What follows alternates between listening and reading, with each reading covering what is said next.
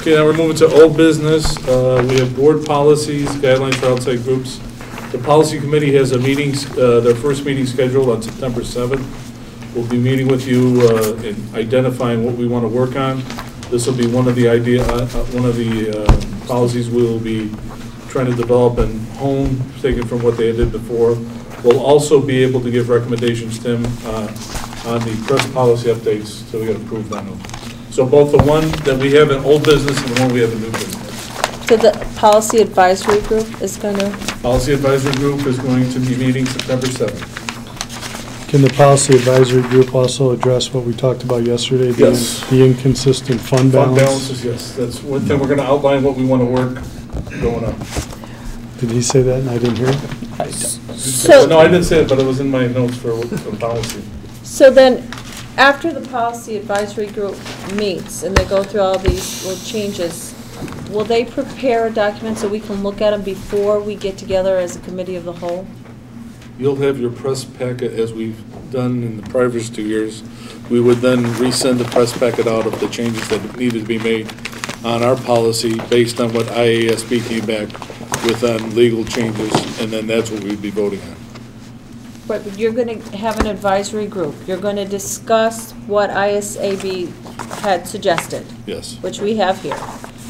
Now, if you have differences in opinion that would be discussed during that advisory group, would you be sharing what you think should happen before we come together as a committee of a whole to look at what the advisory group came up, or are we going to find out what you talked about on that night? Well, I think this is something that we could possibly establish at the retreat, but what we should probably try to do is meet September 7th as a policy committee, look at the recommendations from IASB,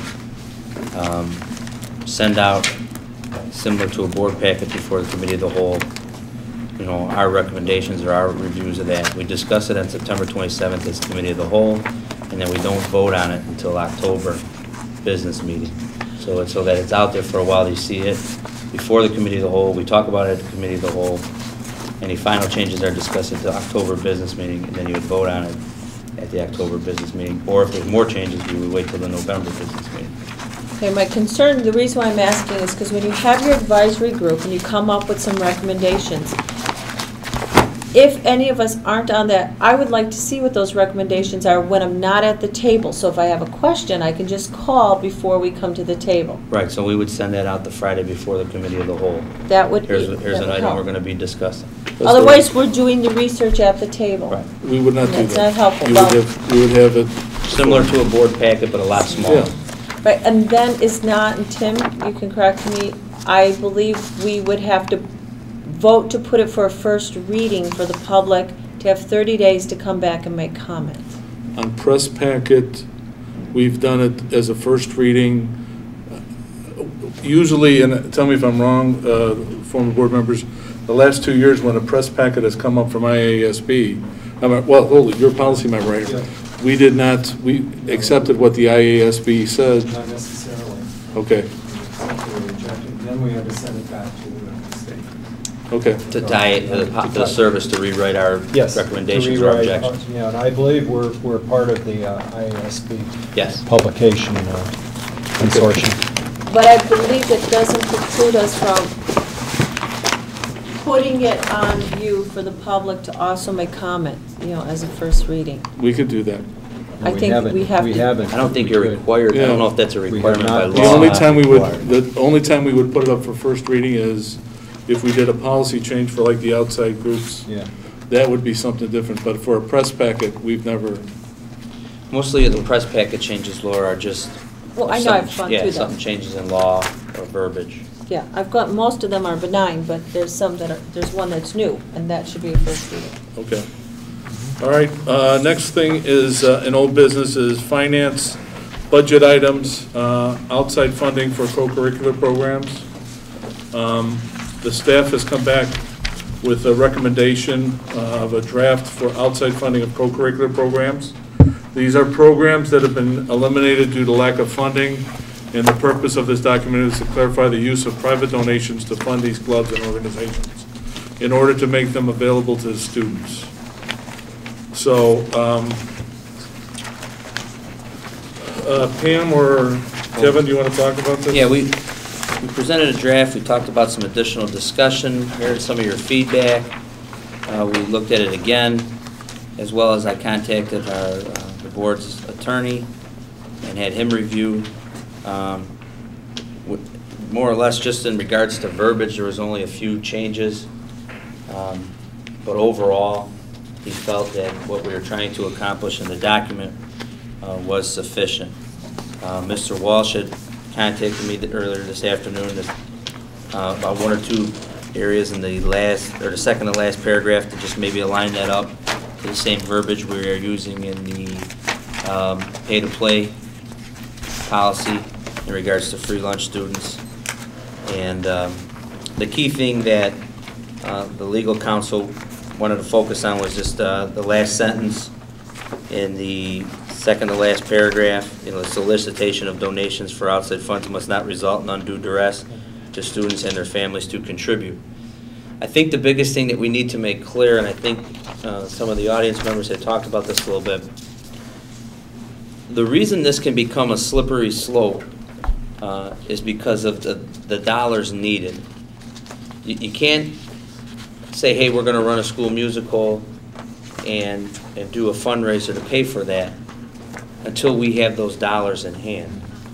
So if the goal was to run a school musical, then, and I'm just using this as an example off of the gentleman's comments earlier, then the goal should try to be, hey, we want to run a school musical in 2012, and we're going to spend the rest of this year fundraising to get to that amount.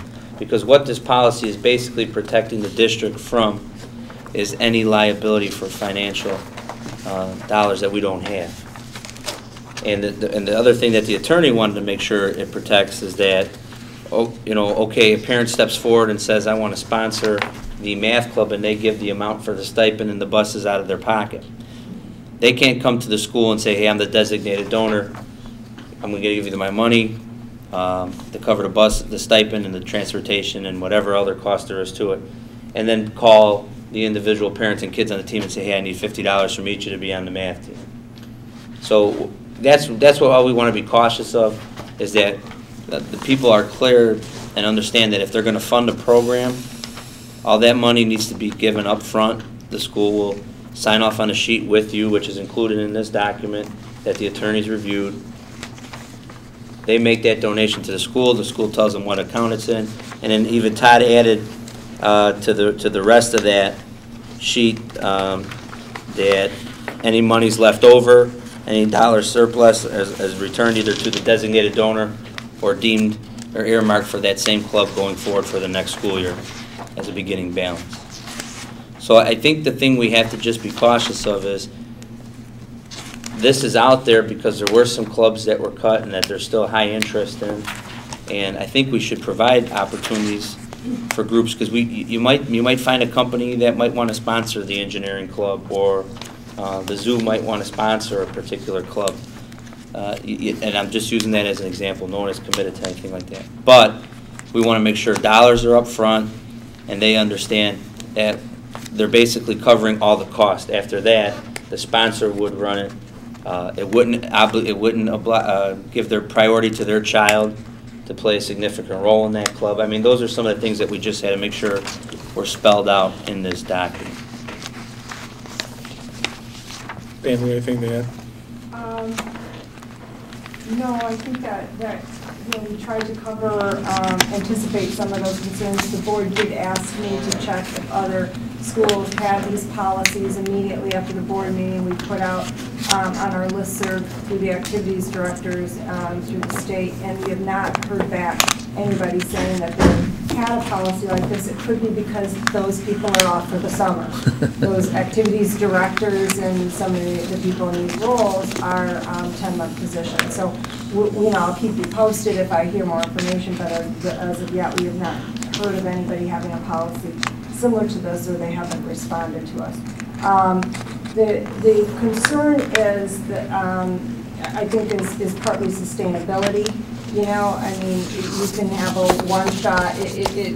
You can fix this in 1 year if you have dedicated, enthusiastic parents, and I think over time, you know, my concern is this isn't probably a long-term plan to, you know, have an activities program, because as we're seeing happening with some of our parent organizations, they ebb and flow according to the volunteerism and the people that are willing to put forth the energy and the time. So, you know, I just caution people from seeing this as they're invested because they're, and I understand that because their child is invested, but how are we going to function long-term? And if the board is looking at long-term goals, then that might be something they want to consider as well. And then the last piece is the sponsorship of it, that making sure that, and when I say sponsor, I mean the district employee that's going to take the stipend, and we call them the club sponsors or activity sponsors. And, you know, how they are, if they're going to feel comfortable, we need to reassure them with the way we've set up this policy that they're not going to feel pressure from the parent or the donor for anything. You know, it's a different relationship. They're not used to being paid by an outside source.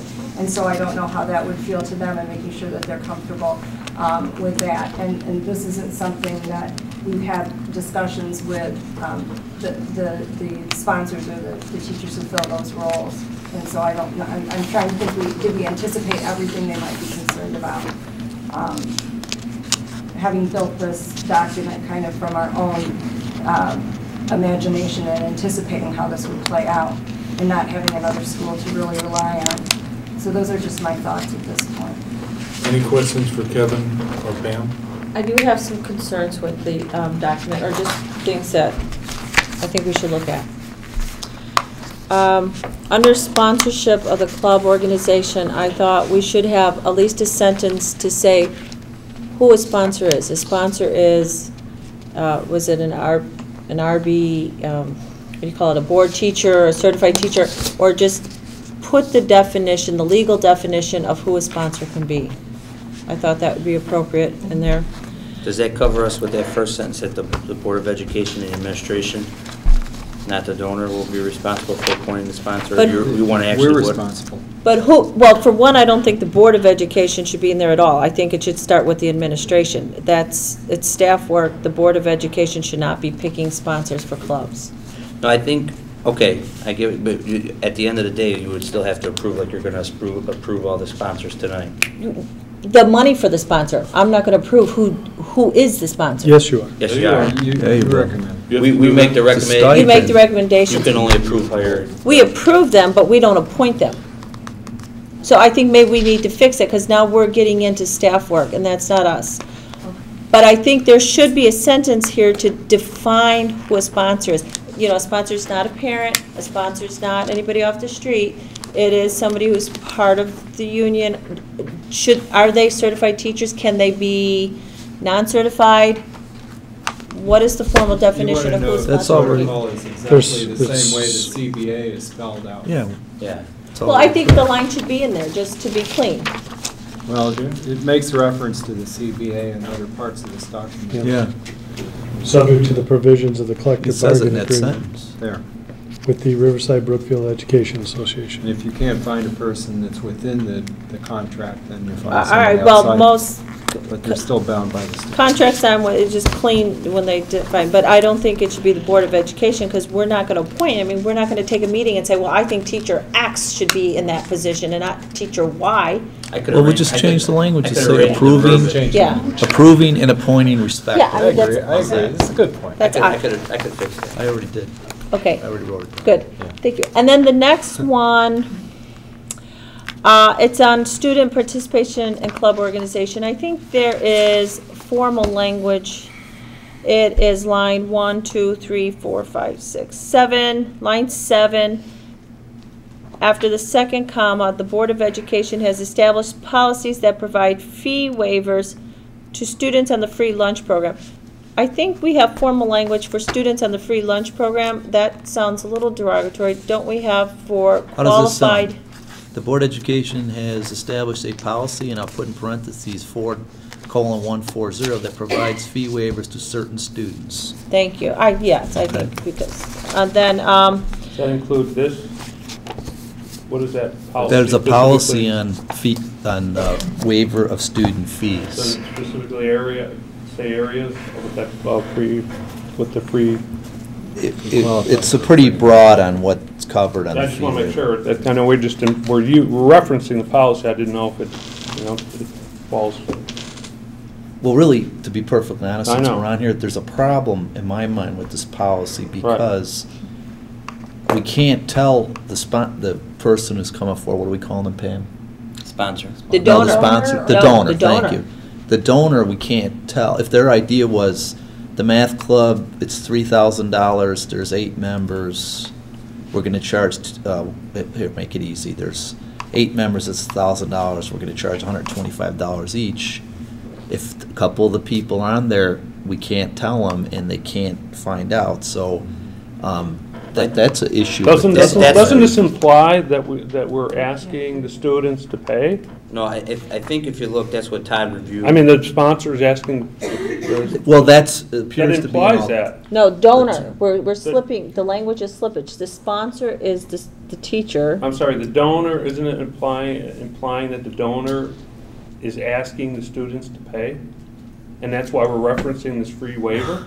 Right. It's, yeah, it appears that Yes. way, and that's a problem. Right. Yeah, that's gotta be fixed. We don't want them to. That's why the language is in here. We I understand, got but to that issue, implies- you know, the one person suggesting having a fundraiser, we could talk, it's addressed already, they could do that. If you And look at- that's fine, but if the idea was, all right, I'm coming forward, there's 8 members, it's $100, here's how we're gonna do it, I'm gonna charge, I talked to them, they're gonna pay $125 each.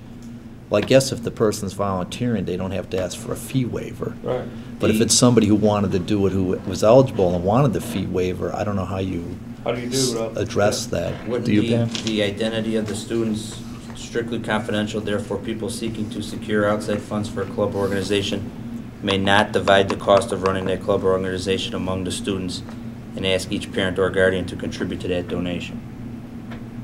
So doesn't that pretty much cover that? Yeah. That's what Todd had us put in there, that we basically flat out said, you can't pay the $3,000 and then go call families to have them because of the confidentiality. Then my other accounting of the expenses on the second line. On a quarterly basis, the business office will provide a recap expense for that period. I don't know if you're doing that now. If you're not doing that now, I certainly wouldn't want to make work. And then if we skip down 2 lines, if additional expenses are incurred, we can't go back to donors. I think we need to tighten it up a little bit, that there's a finite price tag to be a donor for that club or opportunity. And that donor just pays that money. Says, okay, if that club is going to cost $5,000, here's my $5,000. Now, the donor doesn't know who's in that club. They don't know what the teacher stipend is. They don't know what the supplies, they say, but they get the full price. Supplies, teacher, everything's $5,000. And we can't come back to them halfway through and say Well, I it's think if more. the additional expenses are incurred, if the math team won the state and qualified for nationals, they have to understand then that, hey, you can't go to nationals unless you're a donor. That's what that sentence is in there for. Well, then maybe we need to say that if they do incur additional expenses, that would have to fall upon the families that are in the club, that before they join the club to say, okay, this has been provided, sponsored for us. Somebody paid that this club exists for us. But if we do something above and beyond, then we have to cover those expenses out of pocket. Yeah, but it just counters the last profit, paragraph right. of the previous, the last sentence of the previous paragraph. You can't go and ask, you can't do that. Okay, well, I just have a problem going back to donors and saying, you know, it's going to cost you more. A donor made a donation, and we need to say, are they going to get a tax receipt that they could use for deduction on their taxes?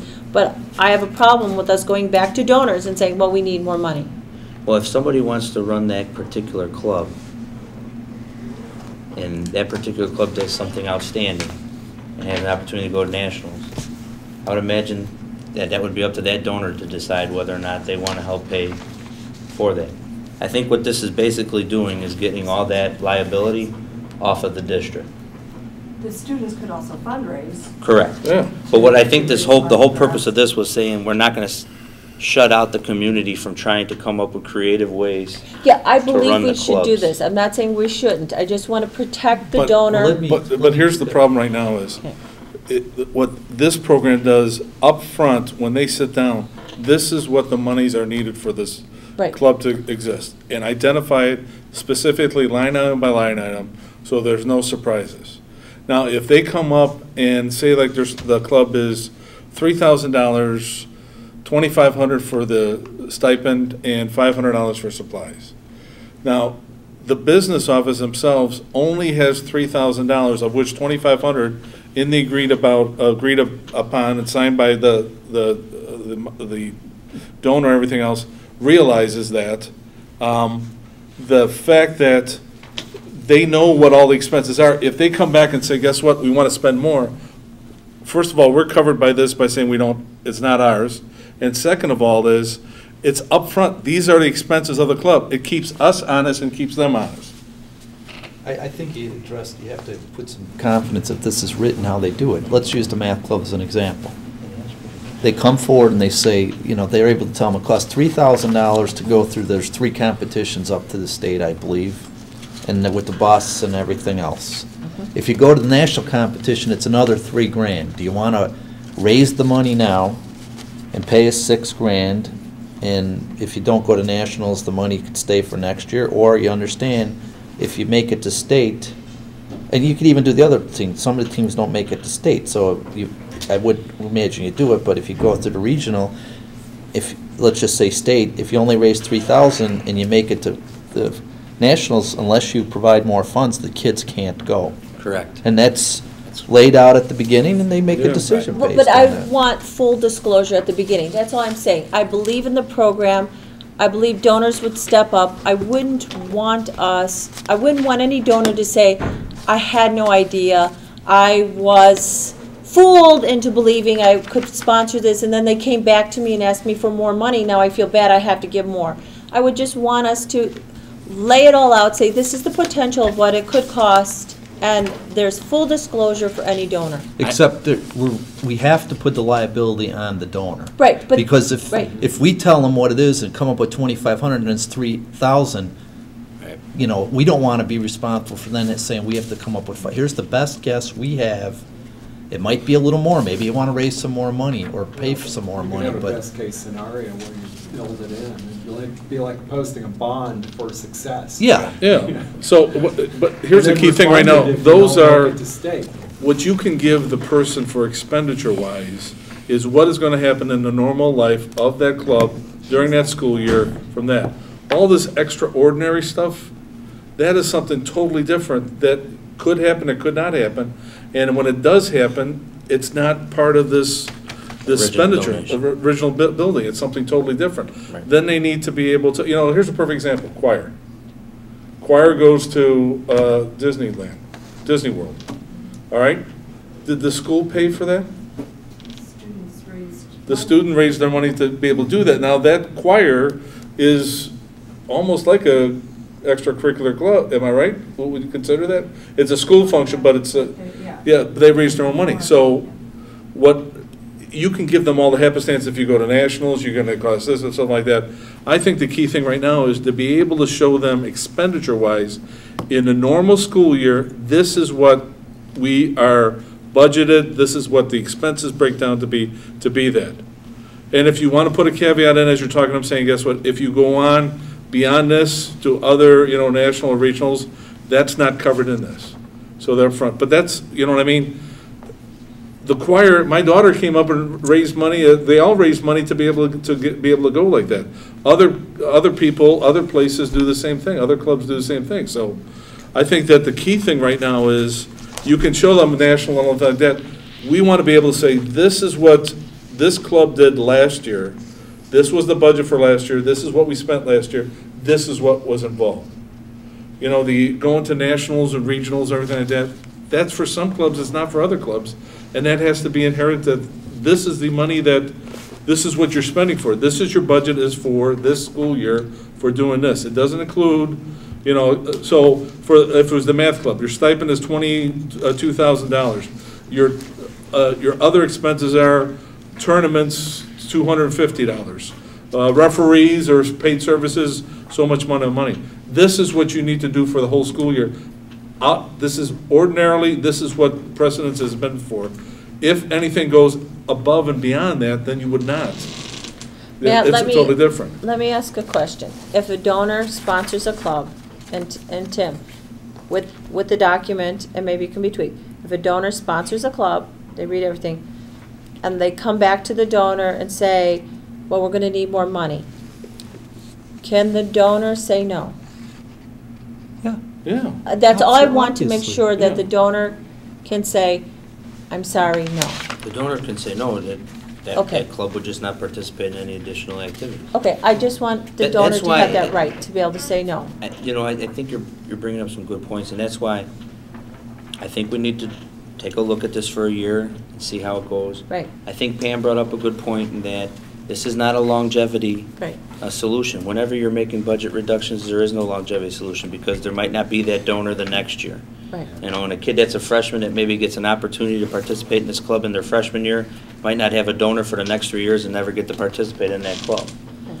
But it's also showing the good faith of this board and the district that if you have somebody out there that wants to hustle for kids for that year and can get the money in or make an in-kind donation, that we're not going to say no to that either.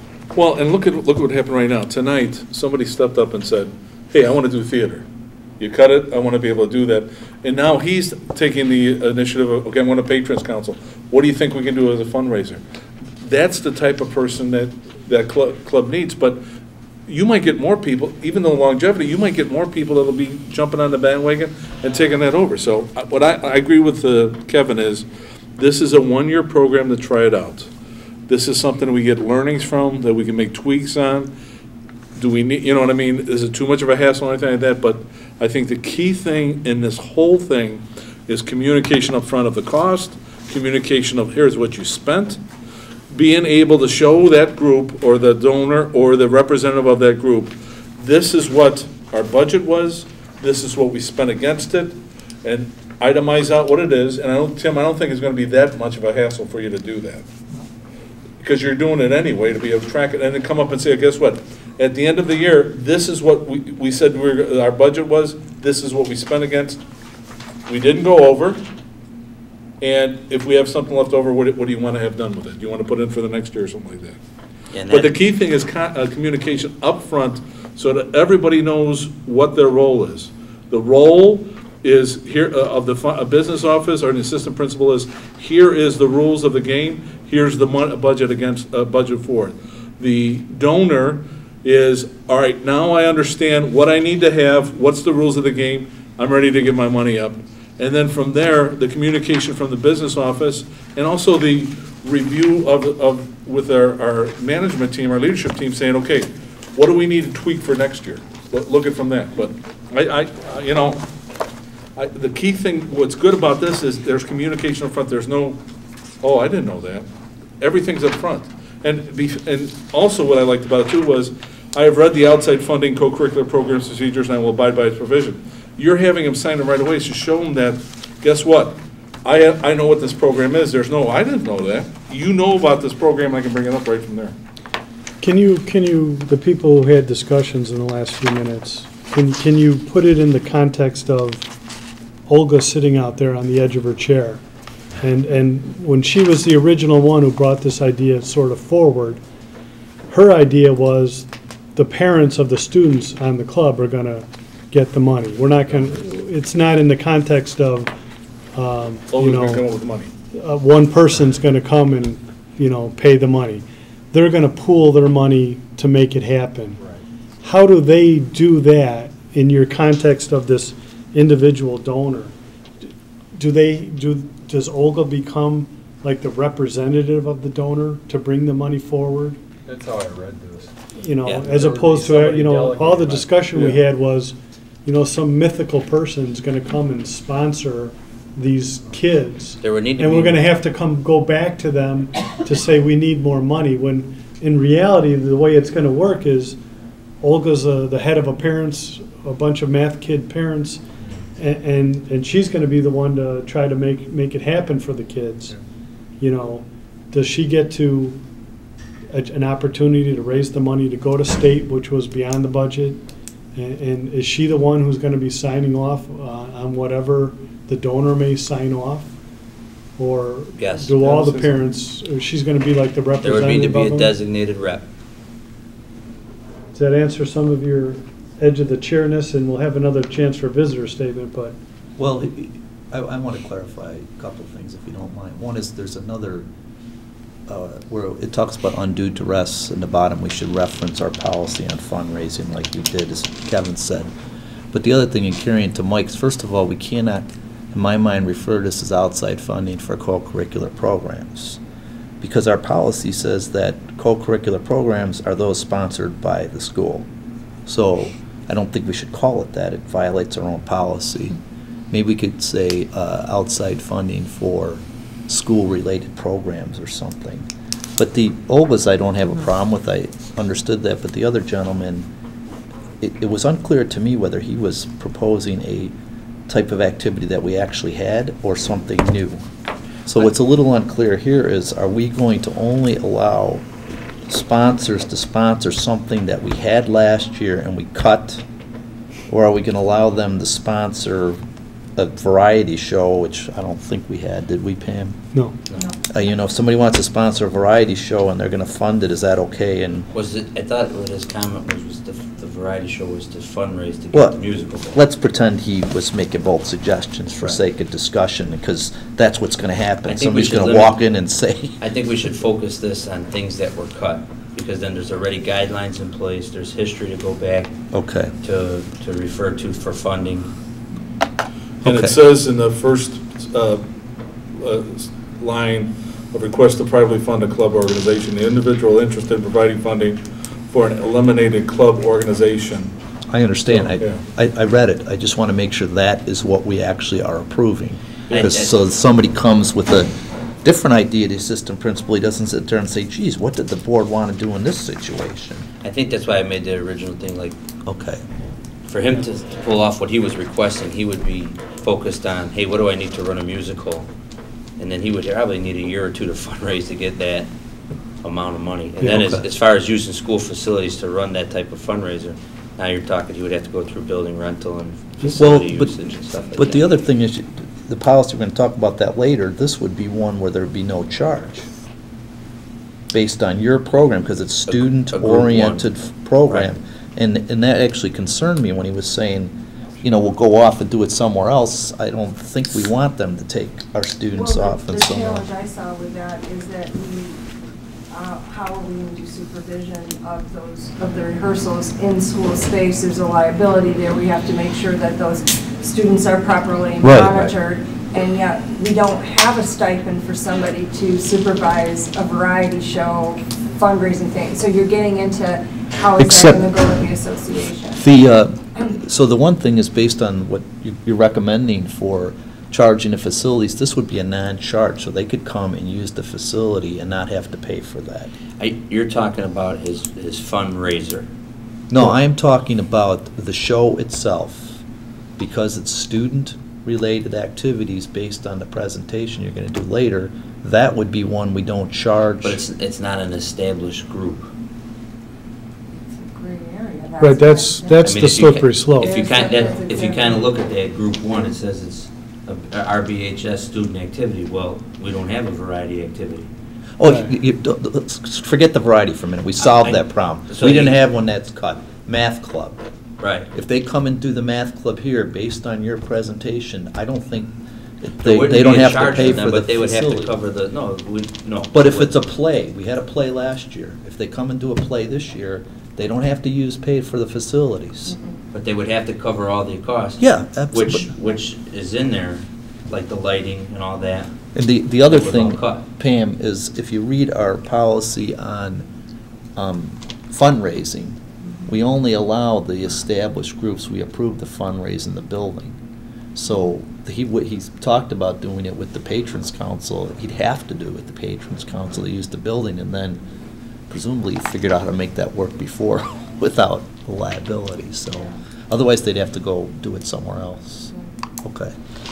Well, and would this fit with, we have a procedure for clubs anyway, right? So we wouldn't, if somebody wants to become an established club, they have to do it as a volunteer basis for a year, right? And then they have to come to the board and and get approval to actually come into existence under a stipend position. So really, what we would be approving today would just be for programs that had been approved, had existed, and got cut. Yeah. Yeah, that That's says what it that in says, the yeah. first sentence, just the eliminated clubs or organizations. Okay, any other questions on this? What's the legal relationship of the signee, the designated representative?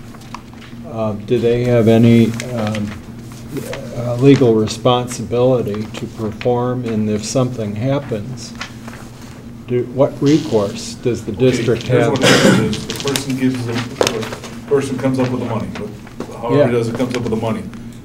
They understand what they need to have for the money and everything else like that. Once the money comes in and says, okay, you met the amount of money needed for that club. Right. Then the stipend or the supervisor or the sponsor of that club is the responsible person for that club, Okay. just like you would for a normal. I think it more or less is on there, Mr. Moon, just to more or less flag one person responsible for the donation in the event that there's additional expenses.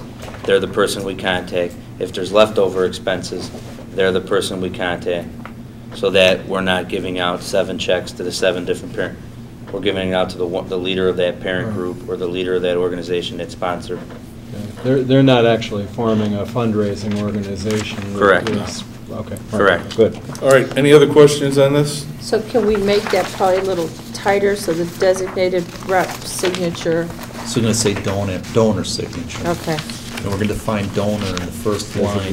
okay, Request to private fund and club. okay, And we'll define sponsor in the second line Okay. of sponsor of club, and we'll say the staff member, and in parentheses and quotes, we'll put sponsor. So what do you want to do? So let's go through it right now. All right, Okay. to go from the beginning, the title, I think, should say something along outside funding for eliminated school-related programs. All right, In the first line of requests to privately fund a club, it should say the individual interested in providing funding for an eliminated club organization, and then in parentheses and quotes, put donor. That solves that problem.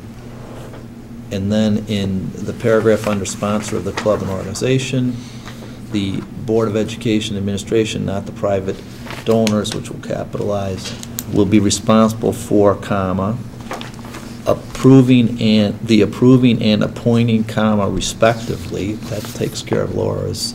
okay. The staff member, and then in Okay. parentheses and capital, we'll put sponsor, so it's defined. And then that solves the second question people have. And then in the third line towards the end, we'll capitalize donor wherever it is and sponsor after that. And Okay. then on the students participating in the club organization, on the fifth line from the bottom, it'll say a policy, in parentheses, we'll put 4:140 that provides fee waivers to certain students, and that'll be the end of the sentence. Okay. And then in the last line, the sentence will say, any solicitation of donations for outside funds must comply with the student fundraising activities policy, and in parentheses, we'll put 7-325, but we'll leave the words Kevin liked, and not result in undue duress to students and their families. Can you repeat that? I'm so sorry, I just said that incorrectly. Sure, I wrote it. Solicitation of donations for outside funds must Comply with law.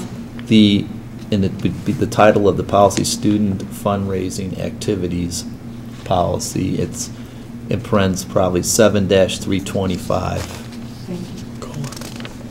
I forgot the colon after 7. 7:325. And then on the form itself, on the fourth line, instead of designated name, we'll put donor name since we've defined it now. And on the bold towards the bottom, before the signature line, they'll say, I have read the outside funding for eliminated school-related programs. And then the first signature, it'll say donor signature. And I think it'll eliminate the concerns that people raised then. And if you want, I could edit it and email it to you if you missed something. Let me just make the changes and I can send it. Okay. See if I got it. all right, do I have a motion to for this, Mike. Yeah, do I have? Resolved, It's on there. yeah. Okay, yeah, so, but with amended, making sure. All right, go But it ahead. also has something else with it, no, or is it the separate one? All right, so, do I have a motion on this then? All right, There's Dan. the cuts and the stipends. Just read the first one. Resolved that the Board of Education Township High School District 208, Cook County, Illinois hereby approves the proposal for outside funding for extracurricular programs as presented and as discussed in the August 9th, the change, 2000, with changes How about as discussed and amended? and amended in the August 9th, 2011 Board Agenda Packet. Motion by Dan Moon, do I have a second? Second. Second by Tim Walsh. Any more discussion? Mary Ann, go for the vote. Mr. Moon? Aye. Mr. Walsh? Yes. Mr. Welch? Yes. Mr. Goodson? Yes. Ms. Ruska? Yes. Dr. Keenan? Yes. Mr. Singh? Yes.